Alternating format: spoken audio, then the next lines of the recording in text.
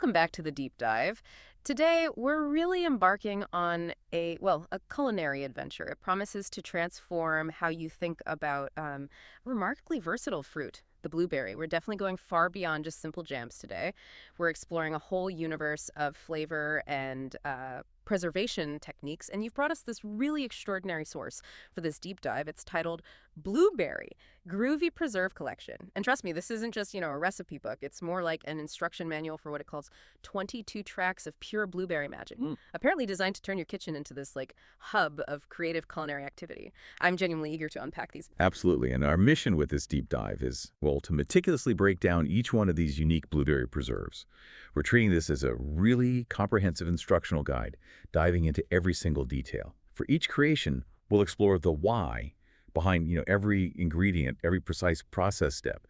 We want to provide practical insights, some surprising scientific facts too, making sure you're not just informed, but really equipped to replicate and, well, maybe even innovate in your own kitchen. This is really about grasping the fundamental art and science of flavor fusion, understanding those core principles that elevate simple ingredients. And what an exploration it promises to be. I mean, from innovative vegetable pairings that might initially sound a bit unexpected to advanced fermentation techniques that are actually rooted in some pretty ancient methods. Like the sheer breadth of culinary innovation we're about to explore is, well, it's quite astonishing. It really pushes the boundaries of what a preserve can be, doesn't it? It really does. The Groovy Preserve Collection is, I think, a testament to incredibly creative food preservation. It vividly shows how blueberries can be elevated, far beyond traditional spreads into these truly imaginative and complex concoctions. We're here to extract those core principles, the ones that enable such diverse and daring creations, showing how a foundational understanding of preservation empowers you to confidently push your own culinary limits. It's about building knowledge you can actually apply broadly. All right, let's get started then. We're kicking off our exploration of these 22 distinct blueberry preserves.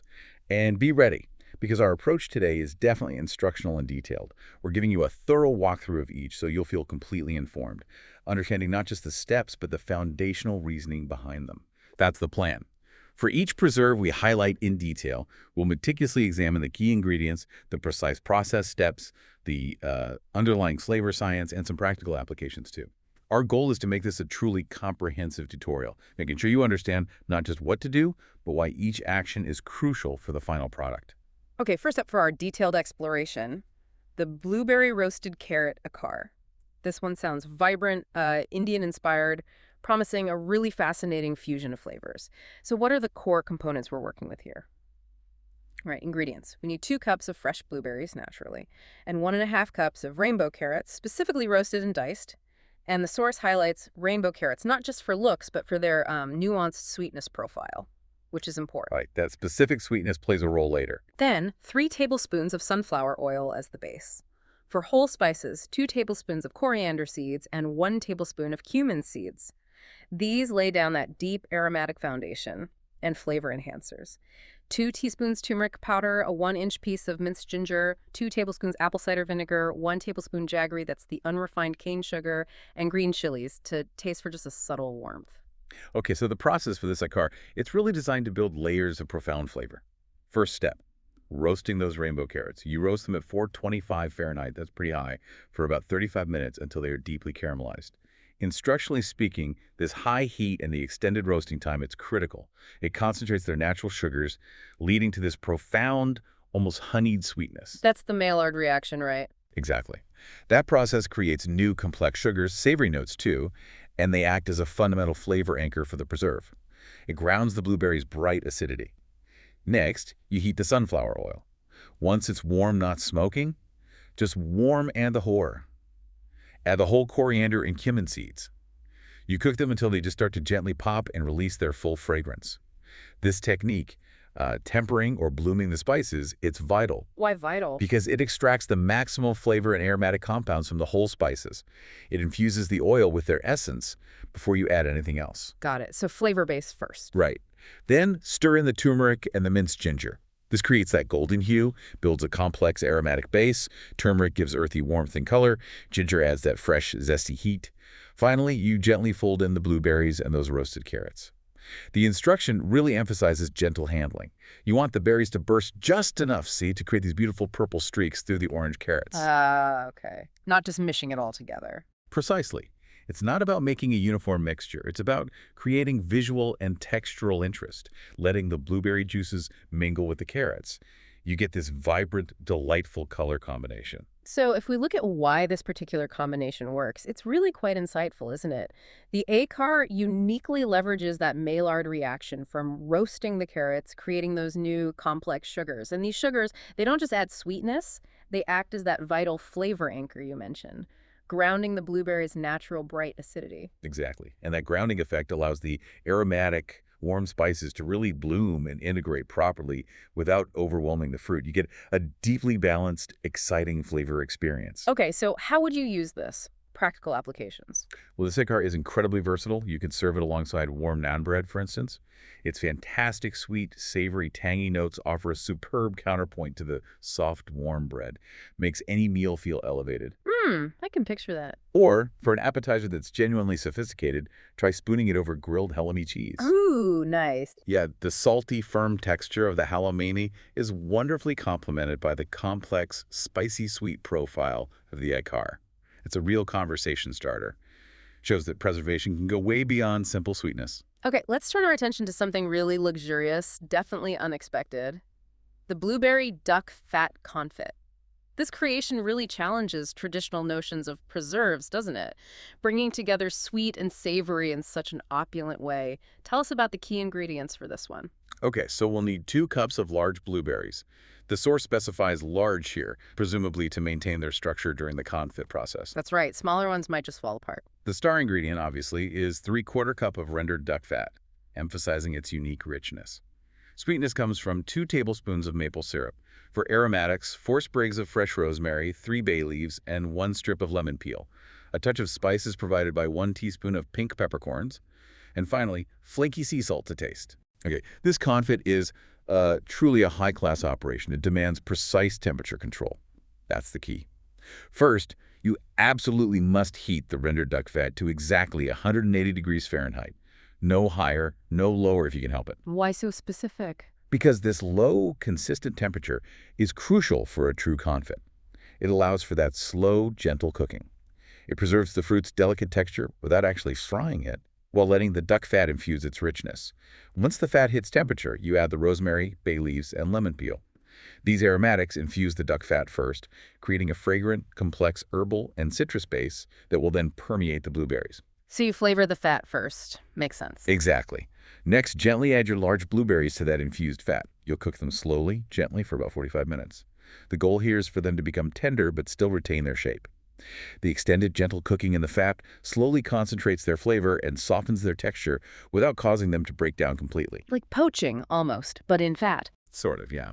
Finally, the maple syrup introduces a layer of sweetness that beautifully complements the duck fat's richness. And the pink peppercorns. They offer just enough subtle spice to add complexity, keep things interesting. The overall result is, well, it's a luxurious food, a unique and decadent confit that masterfully balances savory and sweet. So why does this richness work so brilliantly? What's the core idea? The fundamental insight here seems to be that masterful interplay between the duck fat's savory, unctuous richness and the blueberry's natural tartness. Exactly. The fat acts as an incredible flavor conduit. It concentrates the blueberry's essence while adding this unexpected depth. And the slow confit method, it not only preserves the fruit, but also imbues it with this incredibly complex, lingering flavor profile that's, I guess, both familiar and entirely new at the same time. Precisely. It transforms the blueberry. Okay, opulent serving suggestions. How do we showcase this? This confit truly shines in certain settings. Serve it on toasted brioche for really elegant brunches. The richness of the confit meets the buttery bread. It creates a truly decadent bite. Yeah. Alternatively, for those with, sophisticated palates, pair it with aged cheeses. The confit's sweet, savory, tangy notes would be an incredible foil for the sharp, complex flavors of, say, a mature cheddar or Gouda. It transforms a simple cheese board into a gourmet tasting experience. All right, next we dive into the fascinating world of fermentation with a truly unique preserve, the blueberry sauerkraut ferment. This sounds like an innovative and potentially beneficial creation that leverages microbial processes. What are the key ingredients for this? Revolutionary preserve. Okay, ingredients. Yeah. 3 cups of blueberries.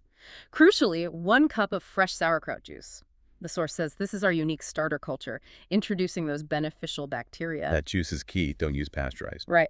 We'll also need 2 tablespoons of sea salt. Spices include 1 tablespoon of caraway seeds, 4 juniper berries, and 2 bay leaves. And filtered water, just as needed to top off the fermentation vessel. Okay, the process for this ferment really highlights the power and the precision of microbial action. The first critical instructional step is using that sauerkraut juice as your starter culture. Mm. It's not just a quirky ingredient, it introduces a robust, active community of beneficial lactic acid bacteria, mostly Lactobacillus species. Okay. These are facultative anaerobes, which means they can thrive, with or without oxygen. But under the controlled anaerobic conditions inside a fermentation vessel, these bacteria efficiently convert the natural sugars in the blueberries into lactic acid. And that lactic acid is the preservative. Exactly. It's precisely the organic acid that both preserves the fruit and creates that characteristic tangy, complex flavor we associate with fermentation. So you combine the blueberries with the salt and the aromatics caraway, juniper, bay leaves in your fermentation vessel. The natural sugars in the berries provide the essential food source for these bacteria. And the sauerkraut juice, well, it jumpstarts the whole process, ensuring a rapid and successful fermentation. How long does it take? After about 7 to 10 days, this bacterial action transforms the ingredients into this incredible, tangy, sweet preserve. The caraway seeds add a subtle, warm spice. The result is a flavor profile far more complex than just the simple raw ingredients you started with. So why does this specific fermentation work so effectively? What's the science? The insight really lies in the specific microbial community from that sauerkraut juice. Those lactobacillus species create an environment that quickly becomes acidic. This inhibits spoilage organisms while allowing the blueberry's natural sweetness and unique flavors to evolve in interesting ways. So the acidity is key for safety and flavor. Absolutely. Right. It not only preserves the fruit, but also creates this fascinating new spectrum of tangy, savory, even slightly effervescent notes that are frankly impossible to achieve through cooking alone. It's a masterful balance of nature and chemistry. Interesting. And applications. This sounds quite specialized. It is, but it's surprisingly versatile. It can serve as a fantastic digestive aid after, say, a heavy meal. The beneficial bacteria can genuinely support gut health. Ah, the probiotic angle. Right. Or, for those really committed to their well-being, you can consume it straight. It offers this tangy, sweet experience that really dispels the notion that healthy food has to taste bland. Its unique profile also makes it an intriguing addition to savory dishes, maybe alongside pook or rich meats, adding a bright acidic counterpoint. Okay, prepare for a truly mind-bending combination now. This promises an umami explosion. We're talking about the blueberry miso butter. This is a unique preserve that bridges sweet and savory in a really unexpected way. What are the core ingredients we need for this flavor trip? All right, we'll use 3 cups of blueberries. The unexpected umami source is 2 tablespoons of red miso. Red miso specifically, not white or yellow. It has a deeper flavor. Good point. For additional flavor enhancers, 1 tablespoon of mirin, 1 teaspoon of fresh grated ginger, just a half teaspoon of sesame oil, and 1 minced green onion. Okay, the process for this umami-rich preserve is really all about intense flavor concentration and careful integration. That's the key. First, you cook those blueberries slowly, gently, for quite a long time. The source says 3 to 4 hours. Wow, that's a long time. It is. But the instructional goal here is to concentrate their flavor to the absolute maximum, intensifying their natural sweetness and depth. This long, slow reduction is crucial for achieving a rich, deep blueberry essence. Next, you gradually whisk in the red miso. This slow integration is important because miso is potent. You want it to dissolve evenly and blend smoothly without overpowering the fruit. Right, don't want it to be just salty. Exactly. And the expert explanation here adds something interesting. Miso doesn't just add salty, sweet umami. It also contributes to a phenomenon called kokumi. Kokumi, what's that? It means the miso actually enhances the overall perception of richness and body in the blueberries.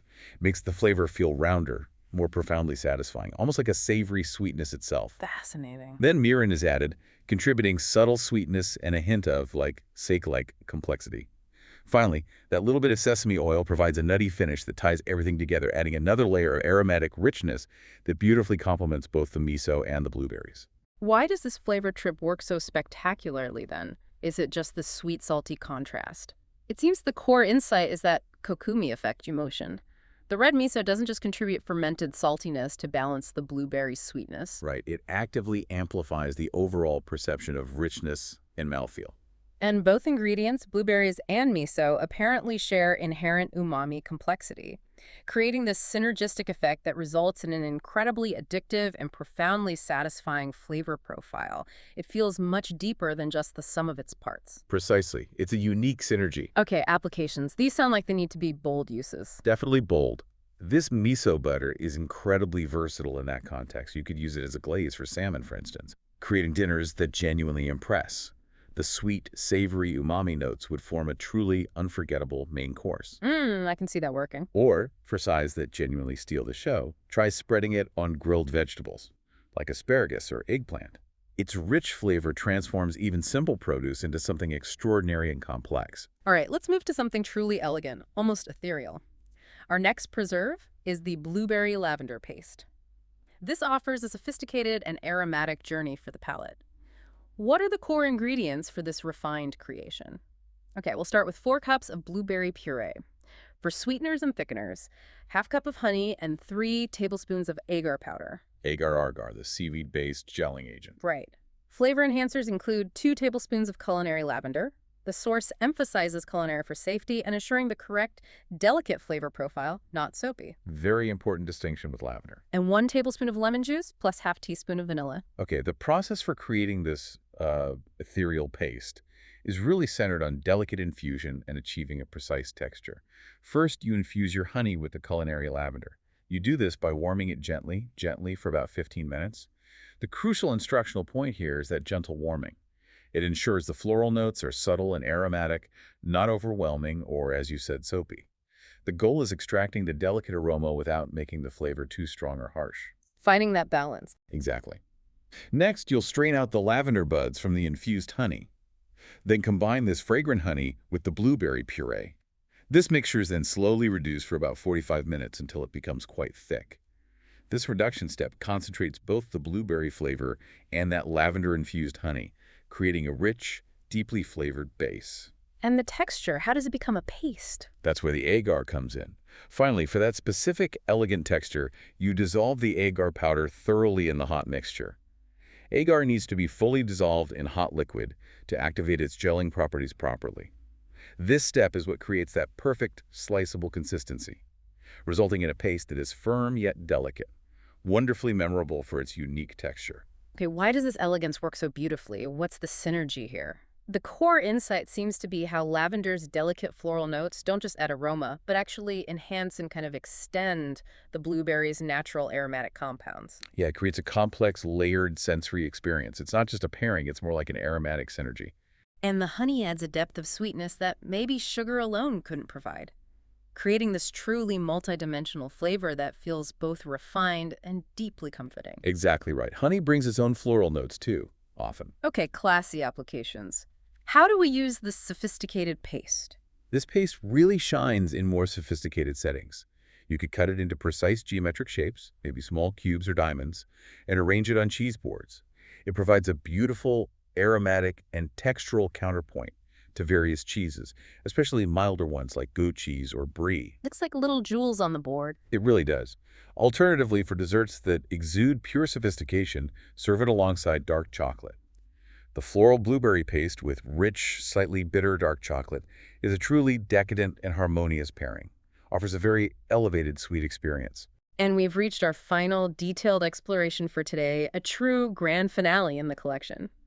The blueberry thyme vinegar. This sounds like a complex and versatile creation, one that really speaks to the art of full utilization and deep flavor development through fermentation. Tell us about the ingredients for this unique vinegar. Okay, ingredients. 4 cups of overripe blueberries and their stems. The source emphasizes using every bit for sustainability and maximum flavor extraction. Interesting, using the stems too. They often have tannins. Right. Then 6 cups of filtered water. Sweetness comes from 1/4 cup of raw honey. For a live starter culture, 3 tablespoons of apple cider vinegar with the mother are essential. The mother contains those crucial acetobacter. Exactly. We'll also use a fresh thyme bundle and 1 tablespoon of sea salt. Okay, the process for this vinegar is, as you said, a testament to full utilization and a precise multi-stage fermentation. It's quite different from the others. First, the instruction is clear. Use every bit of those blueberries, including the stems.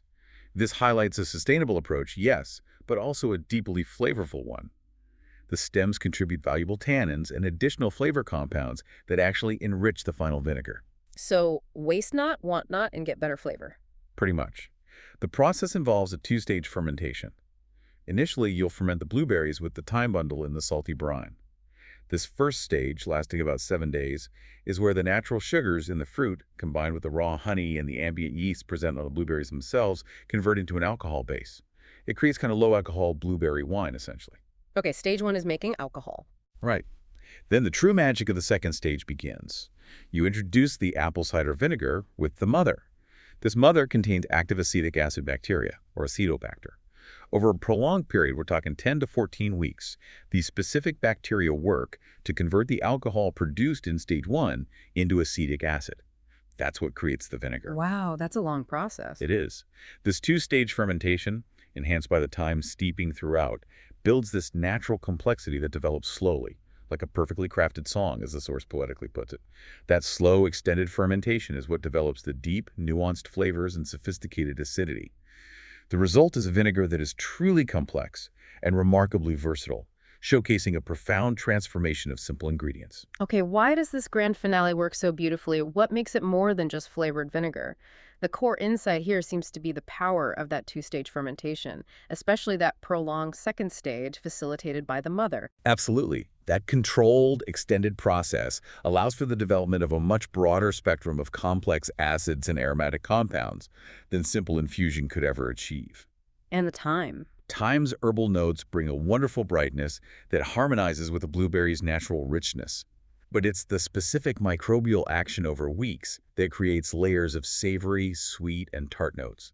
It transforms it into something deeply nuanced and incredibly useful, far beyond just basic vinegar. Okay, versatile applications. How would you use this complex vinegar? This vinegar is fantastic for elevating everyday dishes.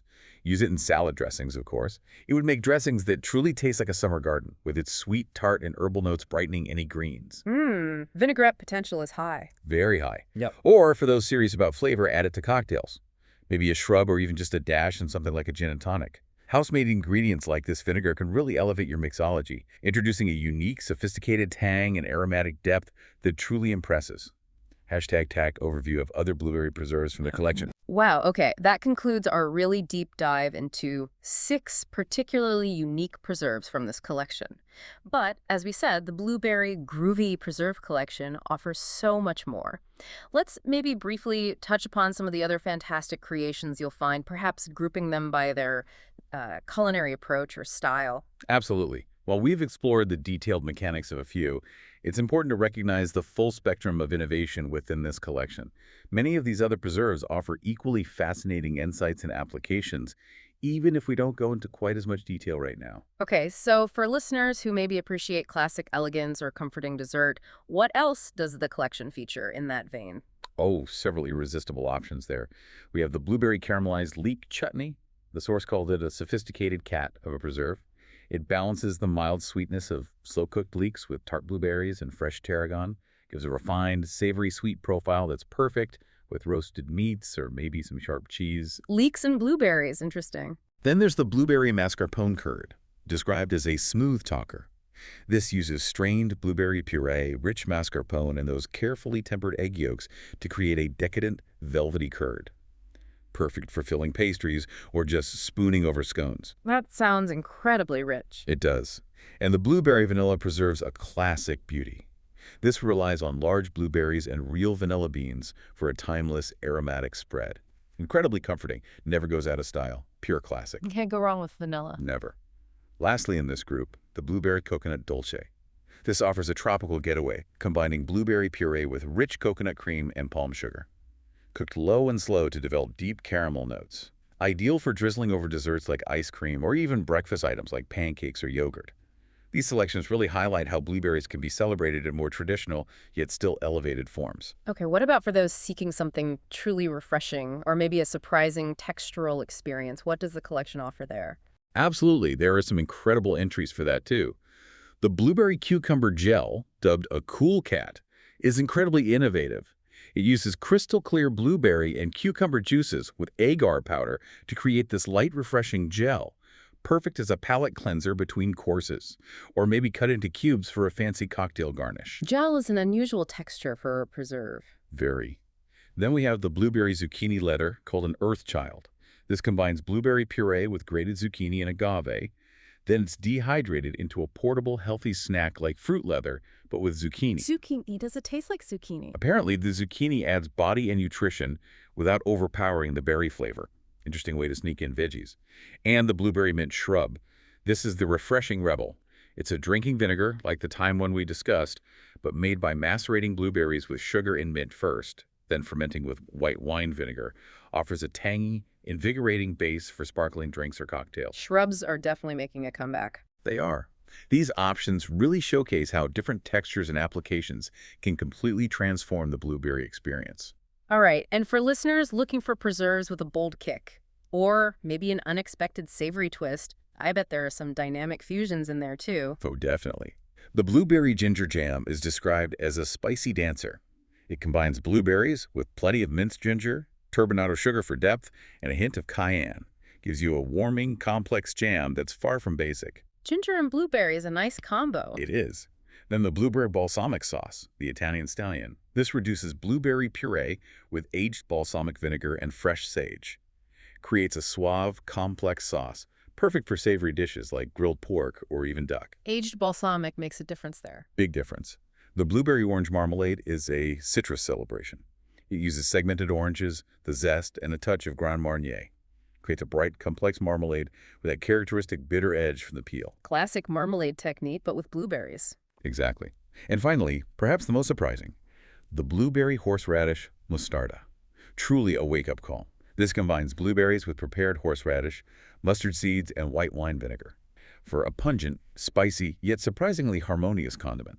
Excellent with roasted meats like beef or strong cheeses. Horseradish, wow, okay. Yeah, these selections really demonstrate the blueberry's incredible adaptability across a whole spectrum of intense and surprising flavor pairings. And finally, what about those who enjoy maybe a more subtle aromatic nuance, or perhaps a deeply grounding flavor profile? Does the collection cover that too? It does indeed. There are some exquisite combinations in that category. The blueberry roasted beet compote is called a psychedelic dream. It blends roasted baby beets with blueberries, honey, and cardamom. For an earthy, sweet, and visually stunning compote, the color must be incredible. Beets and blueberries share that earthiness, don't they? They do. Then the blueberry elderflower jelly is a floral fantasy. This pairs clear blueberry juice with delicate elderflower cordial for an ethereal aromatic jelly. Very light and fragrant. Elderflower is so delicate. It is. The blueberry coffee reduction is the morning glory. This reduces blueberry juice with strong espresso and brown sugar for a bold, complex, and invigorating syrup. Perfect drizzled over desserts, or maybe even savory breakfast items. Coffee and blueberry. Interesting depth there. Definitely. Lastly, the blueberry rosemary syrup offers herbal harmony. It simmers blueberry juice with maple syrup and fresh rosemary for a sophisticated piney sweet syrup. Takes pancakes or yogurt up a notch. Maple and rosemary, nice. Yeah. These really highlight how thoughtful additions, even simple herbs or spices, can create subtle yet profound aromatic layers in preserves. Wow. Okay. What an incredible journey through the blueberry groovy preserve collection. I mean, from innovative acres to intricate vinegars, we've truly taken a deep dive. We've covered a remarkable range of creations. Now, maybe let's transition from the specific recipes to the broader essential preservation wisdom, that foundational knowledge needed for consistent, successful preserving, no matter the recipe. Yes, this section is absolutely crucial. Think of it as a vital tutorial on the best practices that apply universally, regardless of which specific preserve you choose to make from this collection or any other. These are the core principles that ensure safety, quality, and, consistent, excellent results every single time you preserve something. #tag studio equipment for excellent results. Okay, let's talk about the gear. The specialized studio equipment, as the source calls it, that you'll need to achieve excellent, consistent results in your own kitchen. What are the non-negotiables here? Right, think of your kitchen as a meticulously organized workspace. And these are your essential tools for this kind of work. First, multiple fermentation vessels. These are pretty necessary if you plan on managing different projects simultaneously, maybe exploring different funk levels, as the source says. It allows you to experiment without cross-contamination. Okay, especially for those ferments we talked about. Exactly. Next, fine mesh strainers. These are critical for achieving those crystal clear extractions we mentioned for elegant gels, jellies, and clarified juices. Ensures a pristine appearance and smooth texture. You can't get that clarity without good straining. Right. What else? A digital thermometer. Honestly, this is non-negotiable for precision. Specific temperatures are absolutely essential for both safety and getting the best results in processes like confits, tempering egg yolks for curds, hitting the setting point for jams, or controlling reductions. Guessing just won't cut it and can compromise safety or texture. Okay, thermometer check. pH strips. These are vital for safety, especially with lower sugar preserves or ferments, and also for achieving perfect flavor balance sometimes. They help you confirm proper acidity levels, which is critical for food preservation, preventing spoilage, and ensuring the safety of your ferments particularly. Good point, especially with unusual ingredients. Yes. And finally, quality storage that keeps your creations groovy, as the source says, for months. This means investing in airtight jars, understanding proper canning procedures and using the right supplies if you're water bathing or pressure canning, and knowing the best cool, dark places to store your finished products to maximize shelf life and maintain quality. Hashtag safety first, always. Now, this is absolutely paramount, isn't it? We really need to stress the importance of safety in all preservation endeavors. A delicious preserve is, frankly, meaningless if it isn't safe to consume. You're entirely right. This isn't just about making tasty food, it's about culinary responsibility. Safety has to come first. So, first principle. Always sterilize your equipment thoroughly. This means jars, lids, rings, funnels, ladles, anything that touches your preserves must be properly sanitized. It prevents spoilage and, more importantly, harmful bacterial contamination like botulism. It's your absolute first line of defense. Cannot emphasize that enough. Nope. Second, label everything clearly with dates. And maybe contents too. This is vital for tracking shelf life, especially for ferments where timing is crucial, and it ensures you consume your creations at their peak quality and, critically, before any potential spoilage occurs. Memory is unreliable. Labels are not. Good habit to get into. Definitely. Third, monitor temperatures precisely. This reinforces the need for that digital thermometer and following recipes exactly, especially regarding heating times and temperatures. Proper temps are critical for destroying harmful bacteria, activating pectin or other setting agents correctly, and ensuring both food safety and the optimal texture and result. Consistency is key. It is. Fourth, store properly. Understand the specific storage conditions required for each type of preserve. Some need refrigeration immediately, others need processing, and then a cool, dark pantry. Ferments might need specific ambient temperatures. Improper storage can quickly ruin all your hard work and, worse, create serious safety hazards. Right, not everything just goes in the cupboard. Exactly. And finally, a really good practice. Keep detailed notes. Document your process, the specific ingredients you used, maybe the variety of blueberry, any variations you made, fermentation times, observe outcomes, pH readings. It's an invaluable habit for any home preserver. It allows you to refine your techniques, troubleshoot problems if something goes wrong, and reliably replicate your biggest successes. Turns your kitchen into a true learning lab. Hashtag timing your creative process. Okay, let's discuss the rhythm of preservation. As we've seen, this collection involves quite varied time commitments, doesn't it? From really quick preparations to some pretty long-term projects. What's the timing landscape look like for this culinary journey? Yeah, understanding the timing is key to successfully integrating preservation into your life without getting overwhelmed. We can sort of categorize them into several groups. First, you have the quick preparations, things like many of the compotes and some sauces. These can often be ready in, say, 45 to 90 minutes, maybe a bit longer. These are ideal for more spontaneous flavor enhancements because they offer almost instant gratification. Good for beginners too, maybe. Good starting point, yeah. Then there are the medium duration projects. These are typically your traditional jams, jellies, maybe chutneys. They usually need maybe 2 to 4 hours of more dedicated time, including prep, cooking, and processing if you're canning. This requires a bit more planning, but the outcome is that classic, rewarding jar of goodness. The weekend project. Exactly. Yeah. Crucially, we have the long-term ferments, like the sauerkraut ferment or the vinegar we discussed. These truly require patience, but they deliver a depth and complexity of flavor that is, honestly, unequivocally worth the wait. The flavor develops significantly over weeks or even months. It's a different kind of reward. Requires a different mindset. It does. And finally, overarching all of this is seasonal planning. This is paramount for getting the best results and value. You really want to maximize blueberry season, buying them when they are absolutely fresh, abundant, and at their peak flavor. This ensures you capture the best possible fruit, often at the best price. And you can then freeze large quantities for year-round use, allowing you to create any of these preserves whenever the mood strikes, not just during the short blueberry season. Hashtag budget considerations. Okay, let's touch on the practicalities, because making amazing food doesn't always have to break the bank, right? How cost-effective is creating this groovy preserve collection overall? That's a great question. Making smart choices here can definitely make your budget go a long way. First, as we just mentioned, buy blueberries in season and freeze them. This is probably the single biggest cost-saving tip. When blueberries are at their peak, they're most flavorful and most affordable. Freezing them perfectly preserves that freshness and allows you to capitalize on seasonal pricing for year-round projects. Makes total sense. Second, look closely at the recipes.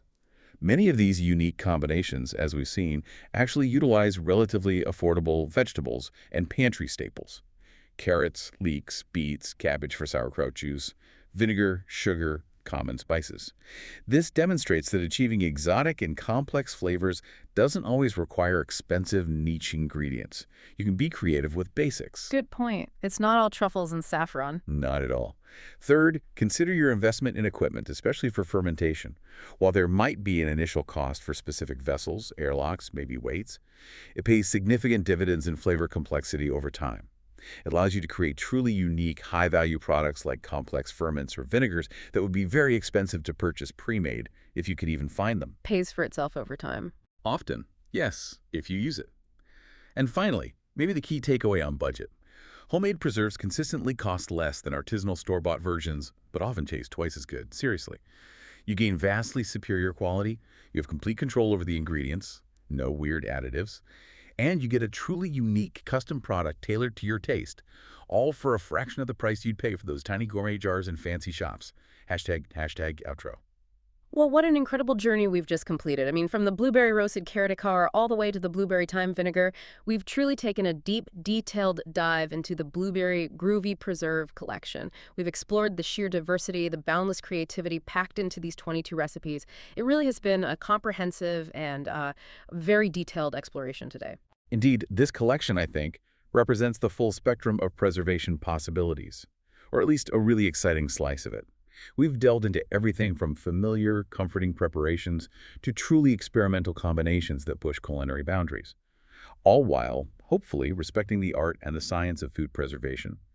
The unexpected pairings and the underlying scientific principles that make them actually work are truly fascinating when you break them down. And we genuinely hope that all these instructional details, the whys behind the whats, have provided you, our listeners, not just with recipes, but with a solid foundation for your own culinary creativity and experimentation right in your own kitchen. This deep dive ultimately is about empowering you to think critically like a preserver, not just to blindly follow instructions. Exactly.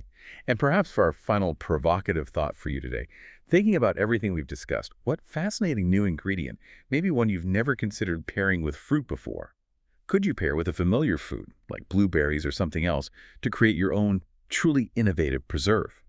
Using the detailed insights and principles we've uncovered today, this deep dive really shows us that true culinary innovation often lies right there in the detailed understanding of unlikely but potentially harmonious combinations. That is a perfect thought to leave everyone with. Keep exploring, keep creating, keep preserving, and may your kitchen always be filled with the most exciting flavors, the sweetest grooves. We'll catch you next time on The Deep Dive.